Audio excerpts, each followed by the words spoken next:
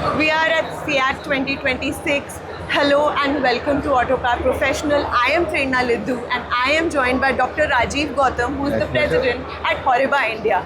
It's such an interesting time for the industry. We talk about regulations, safety and emission norms tightening, and I'm sure it's a tough time for people like you as well because you have to sort of predict and prepare for the future. So what is the mood at the SIAT Expo right now? What is the highlight for you, if you could just start with that?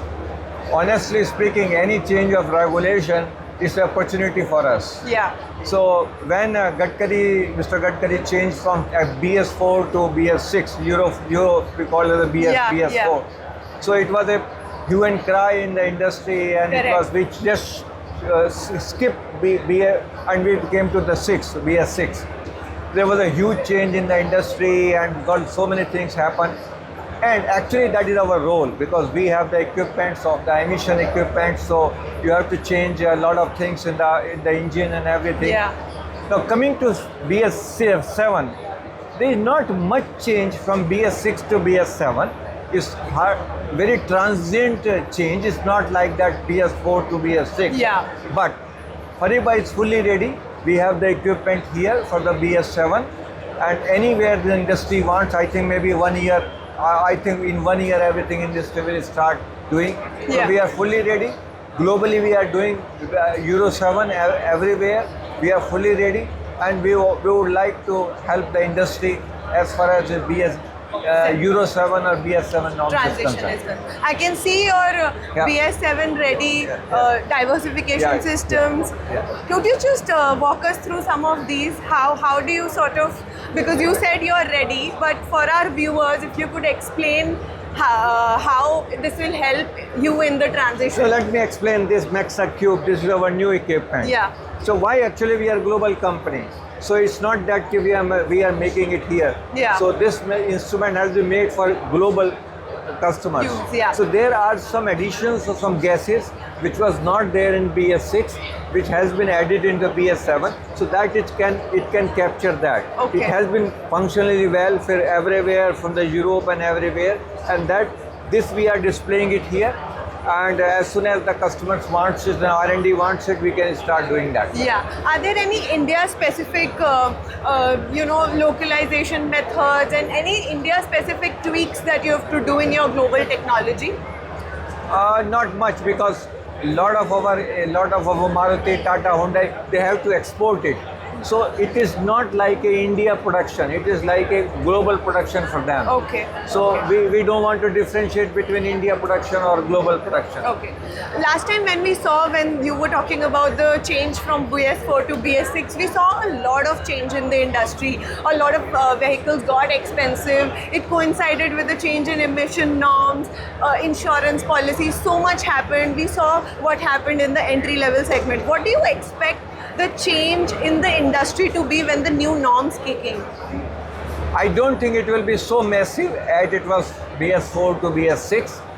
There will be transient, I will use the word transient changes and everything. Okay. I think industry will be able to adopt, Okay. and maybe consumer will be able to adopt. Yes, there may be some price, and pricing decision is with the OE, so we cannot decide the pricing. But I don't think it will be very huge. It can be taken, but ultimately we have to match with the global standards. Right. Because by 2030 we have to become Mr. Modi had decided to become a global organization. Net zero. Net zero. Yeah. So we have to follow all this. Yeah. Can you talk a bit about how for global OEMs, it's always a challenge to localize technology in India and even export from India, because India is still lacking when it comes to localization of R&D, ownership of IPs. Is that a challenge for you as well? See, it's about the scale. Okay, everything about the scale. So if Horiba has a global, we have in Japan, okay, we're doing the R&D, we don't want to do it again, the R&D here. And maximum of the companies are here, the global company. So they don't want you to do it. Little bit of tweaking here and there, it maybe all right. Yeah. But mostly it is the global companies like competition or all this, they are global company. So what they do it for global, I don't think the Indian standards today are very different than the global one. So that all the global products also works here. But then, issues. is there a bigger potential from for exporting Yeah, of from course, India, of- in India for the world? of course. Is that a big opportunity for you as well? No. We as a Horiba India, we have our own territory. So, Okay. but Horiba has 49 companies in the world. So every they have They have their own design territory. So not for us, but yes, up to Bangladesh or nearby Southeast Asia. That but would be a otherwise we have all the subsidiaries everywhere. Okay, you're also working on emissions and how industrial emissions. So would you like to walk us Yeah, sure. there as well? I In can terms of- explain you that. These are our one-stop solution for emissions and air monitoring. There is a Raman system, there is a fluorescence system. This is the new monitor system for us. So Okay. basically, Horiba is a company for particle size characterization. Yeah. Whether it is in air, whether it is in water, whether it is in exhaust. Exhaust become that whatever you see in the Euro 7. If it is in air, it is become our other instruments. So these are our instruments to divide about the air quality. And you already had Yeah, these, yeah. right? This is just a sort of a facelift for in that sense. Yeah. What is new in this then? Is nothing. We just keep on changing the wavelength as per the need of the hour or something like this. Okay. It is not very drastic changes, but changes just the need to the hours of the situation. Sure. Lastly, if you could leave us with, we're standing in the beginning of the new year. What will be the three key trends according to you that will define the year, the rest of the year for you? If you could just leave us with that. For Horiba, Yeah. we will continue to grow. We are already going by 20% CAGR in this business. Okay. We'll continue to grow and continue to innovate. For This year as well, 20%. Yeah, is almost that's our goal for the 20 years CAGR. Lovely. We keep on innovating the things. We already have our test center in Chakan. Yeah. We have added H2Is. Now you know the hydrogen is the new Yeah, new exactly. this thing. Technology, So yeah. Horiba globally, India is the first company where we have put the H2Is, H2 emissions, hydrogen emission test bed. Oh, lovely. Because if a Maruti or Tata has to use hydrogen, they have to change the engine. If they have to change the engine, they have to test somewhere. So we have that testing. That's again in Chakan, In right? Chakan, yeah. It's already operational. For last 2 years is operational.